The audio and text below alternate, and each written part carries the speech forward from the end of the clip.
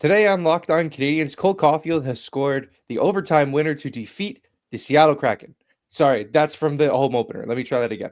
Cole Caufield has scored the overtime winner to defeat the Seattle Kraken. Yeah, that's better.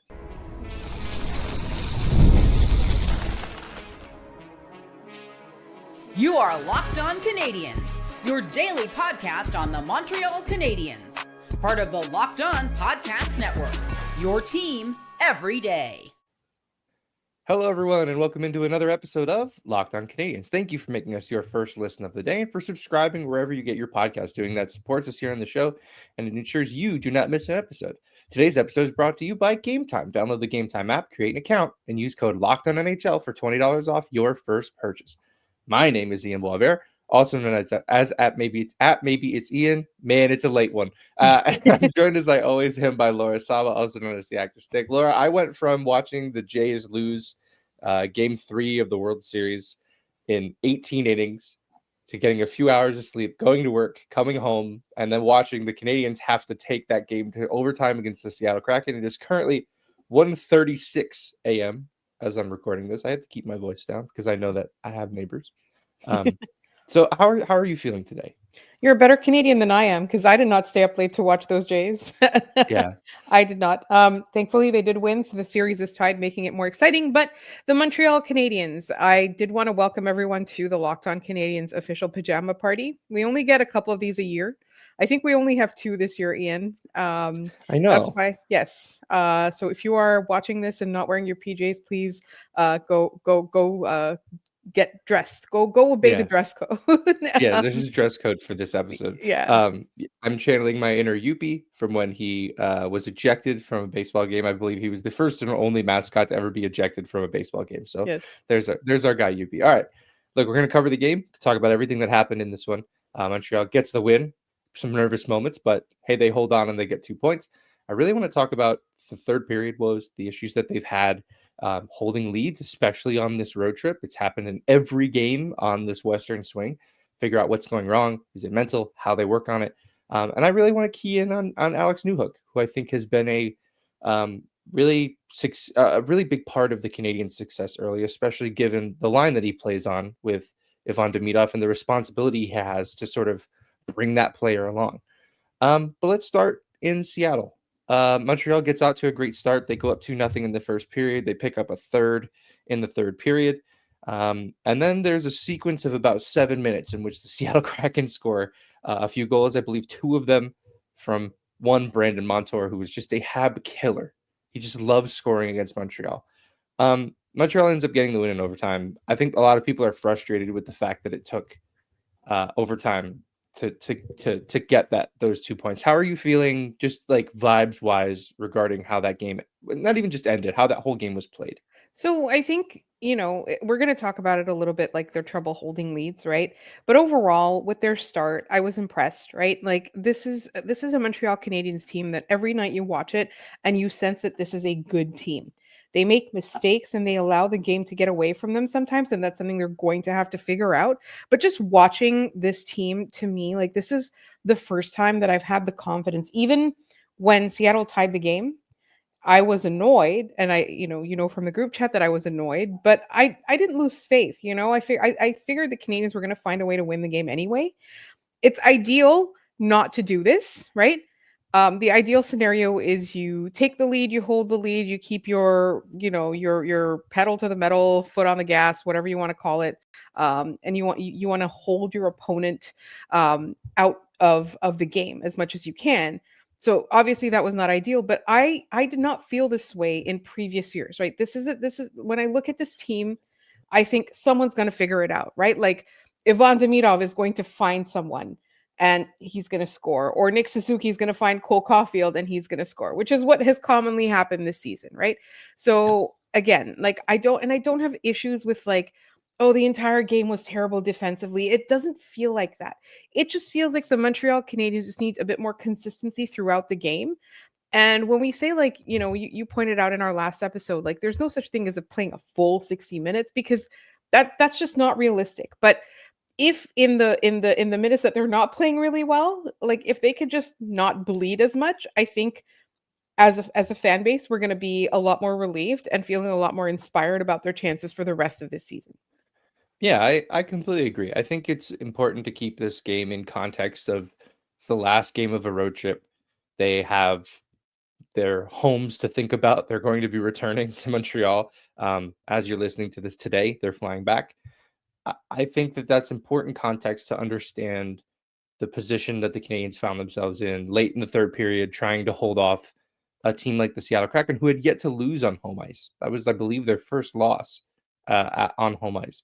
Um, I will say that I found it interesting just sort of taking it in from the fans during this game, and on Blue Sky, trying to understand how others thought this game was going.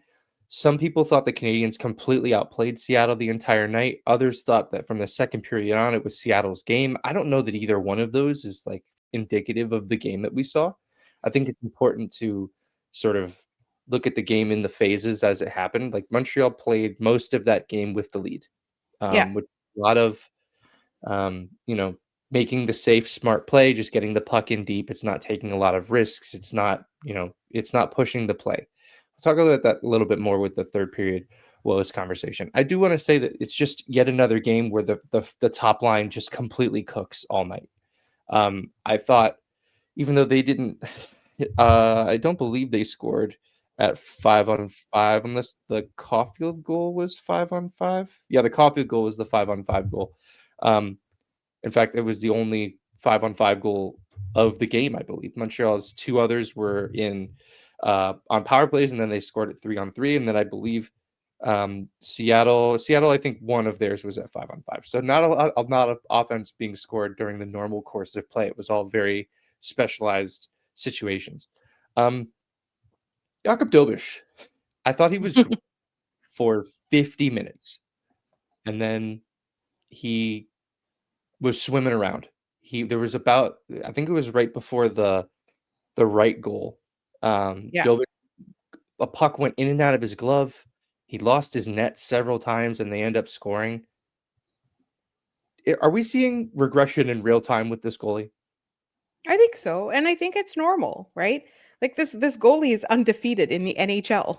He's got, we're having conversations about him being the starter, but he does have to come back down to earth at some point. The good news is that he's still proven himself in every game that he's played with the Montreal Canadiens since last year. He's proven himself to constantly always be in games, right? This 10-minute stretch, whatever happened, it could be an equipment issue, whatever it was. Hopefully it's not like a hit to the noggin or something. But No, I at the just end of think the it's day, yeah. jitters. Yeah. Yeah. Yeah, I think, trying I feel like he has a lot more confidence either when they're losing or when they're tied, right?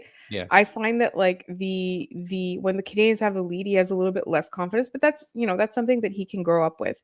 And I know a lot of people are getting sick of hearing that this team is a young team, but it's still literally the youngest team in the NHL, yep, right?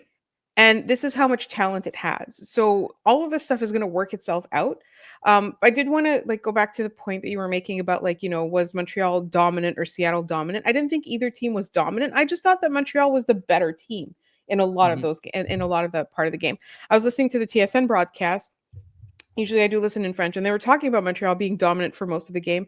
And I would say yeah. Montreal was just better for most of the game. I wouldn't necessarily say like, funnily enough, I felt that they were the most dominant up to date. I have felt that they were the most dominant against Toronto in that first game.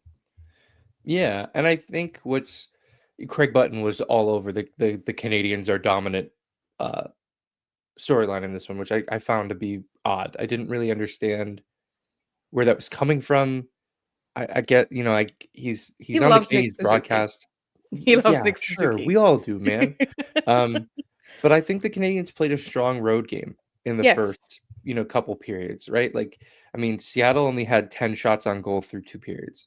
Yes. That's an effective effort defensively, right? Money Puck gives the Canadiens the edge in expected goals, deserve to win a meter at 65%, and that's really just because the expected goals 2.6 for Montreal, 2.17 for Seattle. I believe this is only the second game of the season in which Jakub Dobes has a negative goals saved above expected. He's a negative 0.8. So, not exactly a great night for him. It was up until that stretch in the third period. But So it goes. Any final thoughts on this before we move on? Yeah, is there a way we can like trade Brandon Montour to like the NFL or something? Yeah, send him to a different planet, anywhere else where he cannot harm the Canadians. I fear that like Montreal is going to get to a Stanley Cup final and it's going to be against Seattle, and that's what we're going to have to live with. I'm really afraid of that concept, and I don't like that my head is going there, because my head's going, Well, hey, they're in the Stanley Cup final, but you have to play against this guy 7 times. It's brutal. well, let's cross that bridge when we get to it. Absolutely. Good frame of thought here. Let's leave that where it is. And when we come back, I want to talk about Alex Newhook. I think he's been really effective this season. I want to talk about why and whether or not that line can continue to develop together. And we'll get into that in just a minute here on Locked On Canadiens. Hockey season is officially here, and nothing beats being in the arena for those opening games. But let's be real, getting tickets can be a total headache. Between waiting in queues, surprise fees, and prices that jump right before checkout, it's easy to get frustrated when all you want to do is cheer on your team. That's where Game Time comes in, the app that gives fans the advantage. It's your ultimate life hack for scoring amazing NHL tickets fast, easy, and stress-free. Look, you already know on this show, we went to a game together, Montreal Canadiens game last year in Buffalo. And yes, I got the tickets on Game Time. I'm headed back to a Canadiens game this year. First time for me visiting the Bell Center. And I got tickets for my wife and my lovely co-host to go and see a game at the Bell Center together. Why did I go through Game Time? I got to see the price for my ticket, or the view from my seat. I got to see the price of my ticket with no hidden fees. At checkout, everything was expressed up front. I got to see exactly what I was paying for. And I get to see what the biggest values are. I know that I got really good value from my seats. Take the guesswork out of buying NHL tickets with Game Time. Download the Game Time app, create an account, and use code LOCKEDONNHL for $20 off your first purchase. Terms apply. That's code LOCKEDONNHL for $20 off. Swipe, tap, ticket, go. All right, we are back, and let's talk about Alex Newhook. He scores a power play goal in this one against Seattle. The power play goes 2 for 2, Yeah. not in the way that anyone would have thought. Demidov had nothing to do with either of those, which I think is really funny. And the second one was the second unit, who Yeah. came on after the first unit struggled to accomplish anything. And that's going to happen from time to time. And it's nice to have a second unit that they can fall back on should they need to. Alex Newhook, obviously his trademark is his speed, right? Like that's the thing that is going to give him a long NHL career. Marty has always talked about him wanting him to use his speed in ways other than creating offense. And I found that where he's been especially strong with it is on the forecheck. He's especially in this game against Seattle, he's been pressuring on dump outs to like at least say like, I'm going to challenge you to win this race. You cannot take this shift off. Yeah. What else are you seeing from Alex Newhook that you've enjoyed so far this year? Honestly, like there's something about the way he's just been anticipating play, which is a cliche I use all the time, but I love it. I love guys who can think ahead of the game. And I thought it was interesting that Marty was saying like use your speed in other ways than creating offense, because sometimes now we're seeing him on the penalty kill as well, right? Like sometimes we're seeing him in the situations where they need him to just get in the way of the opponents. And I feel like I don't know if he's at that point yet where other teams hate to play against him. I don't think that he's there yet. But I feel like that's the way we're trending. And I feel like that's what the Montreal Canadiens want from him, right? Like you Yeah. said, pressuring on the forecheck. He's also really great at carrying the puck out of the defense zone, right? He's really good at things like that. But I do think that the reason that he is thriving is because he is generating offense with his line mates. Right. Yeah. Um, he also, I heard the TSN broadcast talking about how he really has loved penalty killing. He enjoys being out there on the penalty kill, which I think is only going to make him a more well-rounded player at 5-on-5. Yeah. Just knowing that he can use his speed to close gaps and play defensively. But look, I think the reason I wanted to bring him up was just the secondary scoring that he's providing. 6 points in his last 5 games with, on this stretch for the Canadiens. And some of that is with Demidov, but some of it's not. Some of it's Yeah. in different situations. Um, you know, this is unique to this version of the Canadiens because they haven't been able to rely on secondary scoring in the past. Last year I think about that playoff series against Washington, and it's the top line just taking the Capitals' lunch money, and then really nobody else. Yeah. And that, I think, is one of the most important evolutions that this team has taken, is that they are a more well-rounded team and they have depth of scoring. Yes, obviously Demidov helps there, but I really do think that Newhook has taken a step forward in understanding how he can generate offense. Um, and I think he's shooting a lot more, which is really great for the Canadiens. Last year, he didn't shoot a ton, it didn't feel like. Hmm. Um, it seems like he always fires the puck off the glass, so maybe that's why he doesn't shoot all the time. But I do think that this is an important part of the Canadiens' evolution to becoming a deeper hockey team. Yeah, I absolutely agree. And I want to ask you a question.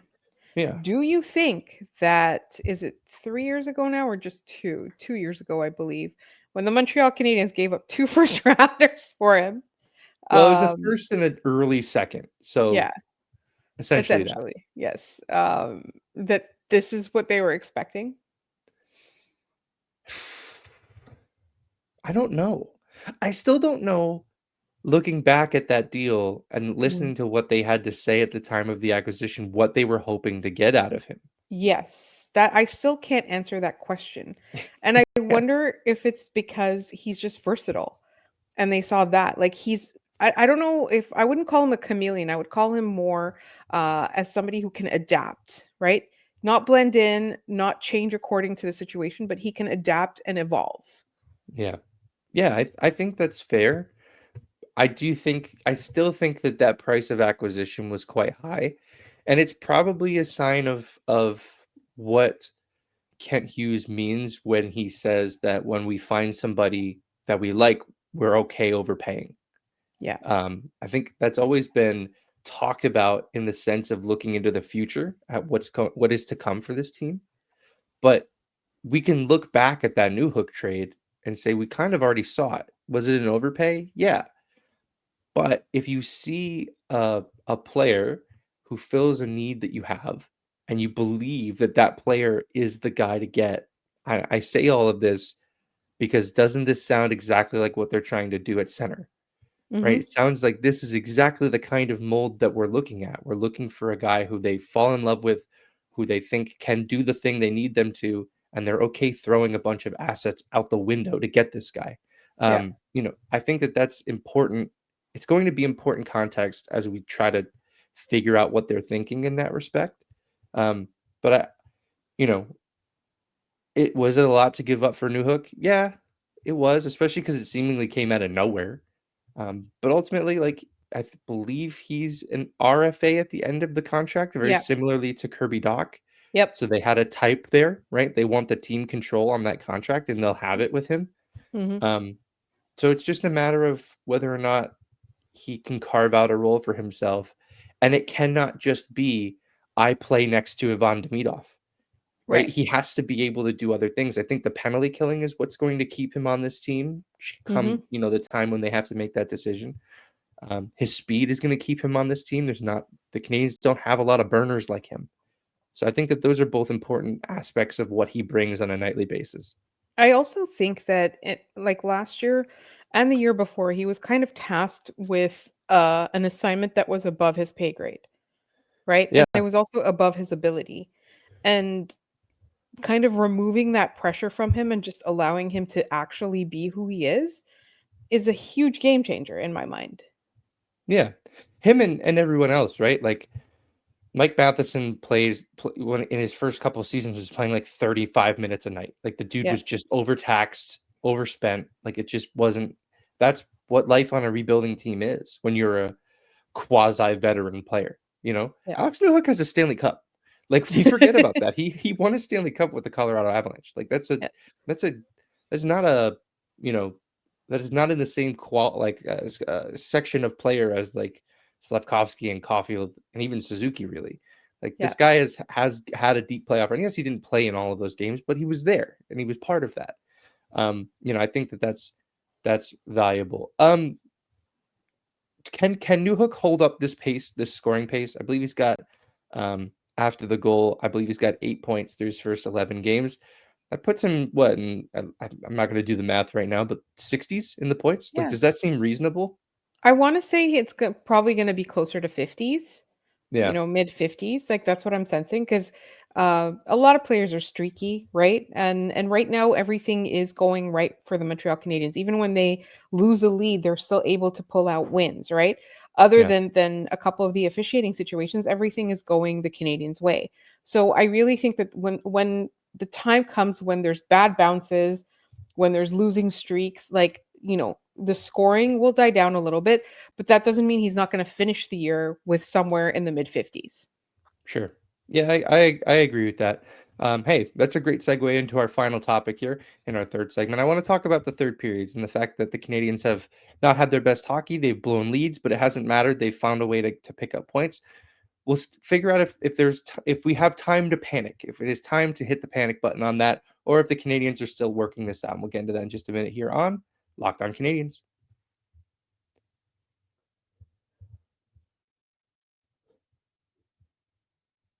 All right, we are back. The Western road trip.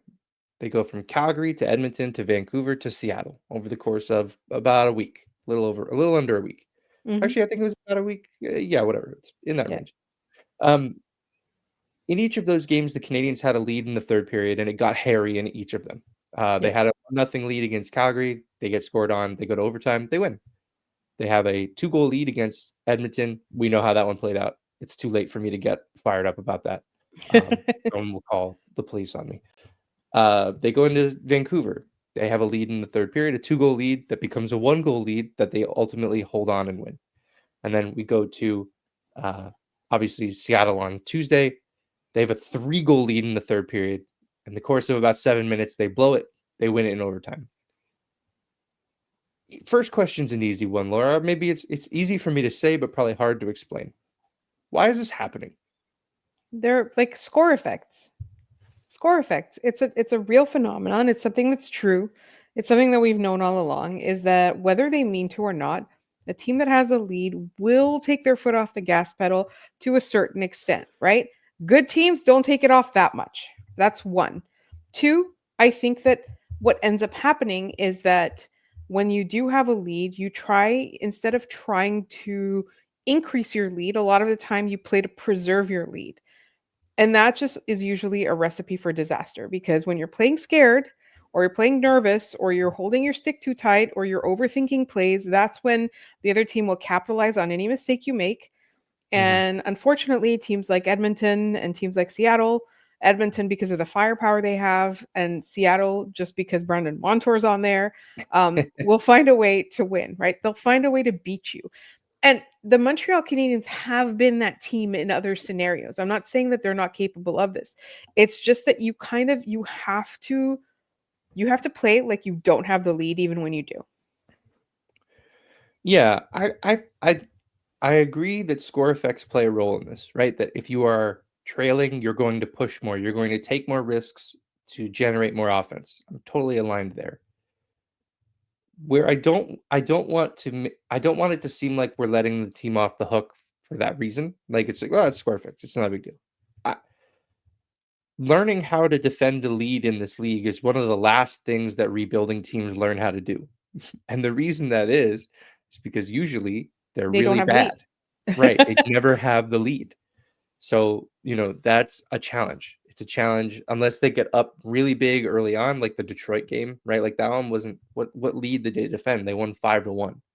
Um, I, that's like it's one of the last parts of figuring this whole thing out. That's why, like, oftentimes with rebuilds, the goalie is the last thing they figure out because it's like, you know, he's just gonna have his confidence shelled if we throw him in there. It's why you should have a pro in net while you are rebuilding. You should have a vet, not a an up and coming guy. Um, so I think a lot of this is learning how to win.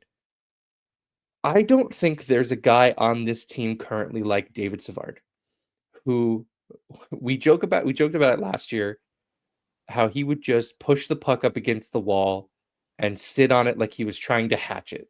Yeah. And like there were moments I remember the one game against not Vancouver, sorry, Tampa Bay last year where Savard is like sitting on the puck. Kucherov comes up and he grabs Kucherov's stick. He's like, what are they going to do? Call a penalty? There's 10 seconds left. I'm just going to chill. Yeah. Nobody on this team has that real instinct to do those things. And I mean, they haven't really been put in situations to use them. But again, like that was part of the whole bargain of having David Savard on this team. Yeah. Was that he was going to teach them how to do those things by just by showing them the way. I don't see guys doing that. I think because David Savard has paid the price, right? David Sure. Savard has played a lot or had played a long time. Like it's he's not in the NHL anymore. He's won Stanley Cups. He's played on some of the best teams. He's also played on some really bad teams. I think that's also like he understands the price. But because, and I hate to keep pointing at their youth and their immaturity, but because this team doesn't have that kind of lived experience, they don't know the price. I'm sure that all these guys want to win, and I think they want to win enough to pay that price. I just think that they don't understand it yet, right?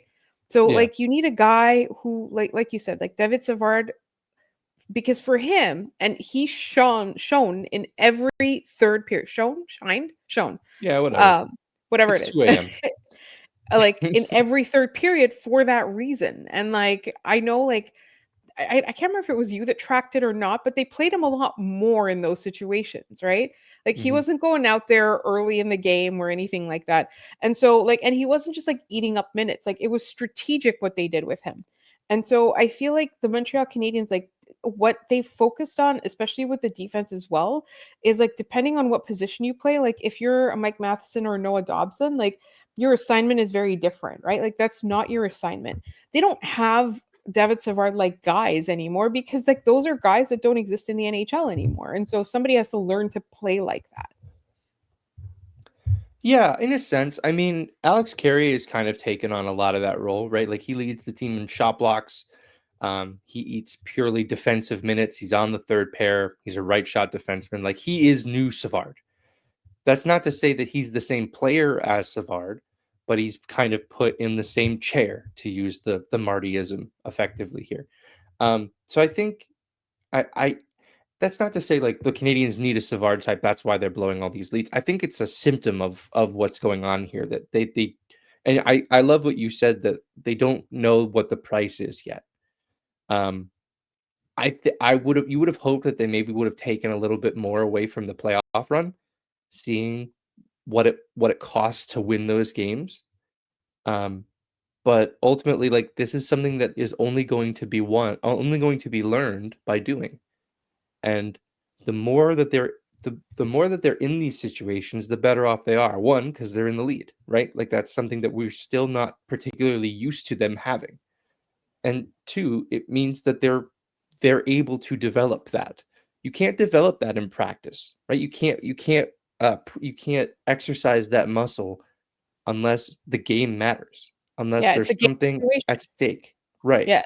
Yeah. So it'll be interesting to see how they pick this up. I would hate to see them do this on Saturday against Ottawa, so please avoid doing that. Maybe learn this week. I know we just said you can't learn in practice, but maybe Yeah. try to learn in Yeah. practice. Maybe just give it a shot. Do a silly one for fun. Yeah. This week, everyone's David Savard against Ottawa. Yeah, when they go Yeah. out for warm-ups, just everyone wears 58. They Yeah. all come over the board wearing 58. I think that's the only way to do it. I think so. All right, let's hit our trivia Yes. and then go to bed. That sounds Yes. right. It seems about time. Yesterday's question was a sicko follow the player path. It was New York Islanders, Boston Bruins, Anaheim Ducks, Phoenix Coyotes, Montreal Canadiens. Laura, who is that guy? It is one Petteri Nokalainen. You know, the drums really hit a lot different at 2:00 in the morning. They're not really, it's not, I love doing this. That they don't hit the same, man. I'm gonna be honest with you. Yes, it is one Petteri Nokalainen. I have a bunch of sickos to shout out here. Ben Aquino, Joe Segredo, Kyle Roberts, and Alexander Christian. All of you are sickos for knowing Petteri Nokalainen. Particularly, I believe it about that. I've said that this is my guy in the past. So not only did you remember this guy, but you remembered that I have a thing with this guy, which is It was Alexander Christian, I think. okay. Sorry, Yeah. sorry, Alexander, for confusing you, but you're in good company. Joe Segredo is always in this conversation. Yes. All right, let's do today's question and get out of here. We talked about Alex Newhook a lot. Alex Newhook is the second highest scoring Hab from Newfoundland all time. Who's first among Montreal Canadiens from Newfoundland? If you have the answer, put it in the comments down below this video. Let us know how smart you are, and we'll give you a shout out on the next episode of the show. And that's going to do it for us today on this episode of Locked On Canadiens. Thank you so much for tuning in and making us your first listen of the day, and for subscribing wherever you get your podcast doing that supports us here on the show and ensures you do not miss an episode. For your next listen, go check out the Locked On NHL podcast. They're in full swing. They're covering every game. You're going to want to check it out. You'll get the local coverage you love from Locked On, but obviously with the national angle, you'll get to take in a lot of games all at once, so go check them out. You can find the show Locked On Canadiens everywhere we're posting stuff, Blue Sky, Instagram, and TikTok primarily. LockedOnCanadiens@gmail.com for contact to email us. We do a mailbag every Friday, so send in those questions. We record on Thursdays, so make sure you get that in. You can find me at Maybe It's Ian. You can find Laura at The Actor Stick. Thanks so much for tuning in, and I will see you guys tomorrow.